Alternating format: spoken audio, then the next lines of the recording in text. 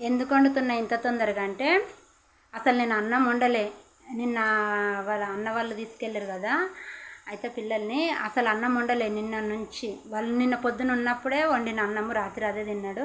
నాకైతే ఫుల్ జ్వరము. నిన్న మొన్న ఎండలు అటు ఇటు తిరిగినాం కదా, ఫుల్ జ్వరము.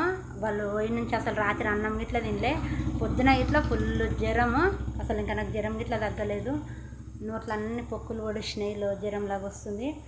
అసలు అన్నం గిట్లా తినలేదు, నీళ్ళే తాగుతున్నా రాత్రి నుంచి. ఫుల్ రాత్రి అయితే అమ్మో జ్వరము. స్నానం చేసినా కానీ ఎట్లా గారిపోతున్నాయి చుంటలు.